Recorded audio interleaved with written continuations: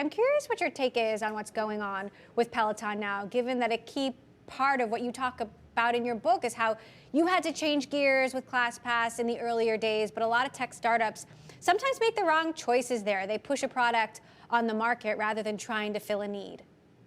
I think the founders in general always need to keep their why in place. And I think Peloton, very similar to even the journey of ClassPass, you have to just stay resilient through all these moments. I think, ClassPass started a long time ago. It wasn't even just focused on fitness. It was focused on bringing experiences and passions to people. Peloton came in and completely transformed the entire fitness landscape. And they did it in an innovative way. And I think the key is to keep that innovation alive through these changes, through customer behavior changes that we're going to see on the other side of the pandemic. What is your take on the future of fitness? Is it at home? Is it in the gym? Is it running around the park? And, how does any one company have that vision of the future, right? Yeah, you have to listen to your customers. Your customers are the ones who are going to tell you. No founder CEO can tell you what the future of fitness is exactly going to be. What we can say is here's what we're seeing in terms of customer behavior. And we have learned through the pandemic, people have ripped that Band-Aid off of working out at home, which is great for the industry. It's great for people's lives. And we do see that a hybrid model will probably coexist in the future of at-home working out, as well as going out and keep going to studios. So what do you think is the mistake that Peloton made? Because clearly there was demand, people wanted it, but did they just overshoot?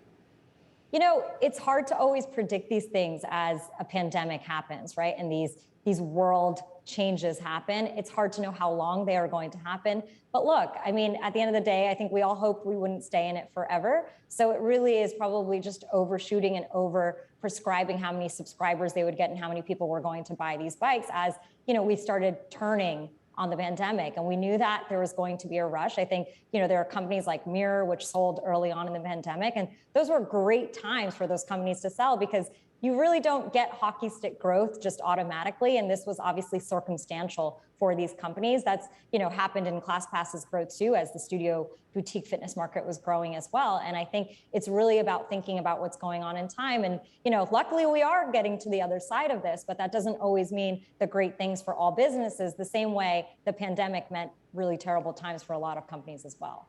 Do you think the market is at all oversaturated with the big hardware, whether it is a Peloton bike or Tonal or Mirror? It's hard for me to say. I've always focused on in-person working out. That's really been the heart and soul of ClassPass. We have dabbled in video, but our heart and soul has been getting people to class. I think there's a lot of ways for people to work out. What we've always been focused on is making fitness accessible, right? Because that to me is the hardest thing. It is getting that person who doesn't know how to work out to try it for the first time. And that is really what it's all about. And sometimes equipment can be scary. So I think sometimes the easier you can make it, the better and actually bigger market share you're going to have.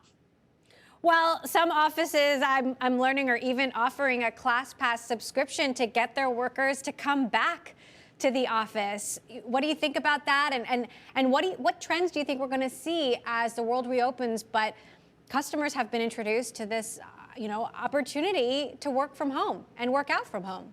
Working out is an essential part of all of our lives. None of us should be sitting at our desk all day long working without getting out of the office. It's always been a part of my life, and it's always been a culture of our company as well. And I think that's really what has been so amazing to see is how many companies are investing in their employees and people in their team's health. And that really is the key, is we need to know that our employees being healthy means that they're going to be more productive and happier doing their jobs. Women entrepreneurs got just 2% of venture capital last year, which is stunningly low, despite the Me Too movement in Silicon Valley in particular. What needs to change, in your view, still? Bigger ideas from female founders. Think big and get those bigger checks, right? I think obviously we're seeing progress on the seed rounds and Series A rounds, but we need progress later on, and we need more women also handing out those checks at the later stages.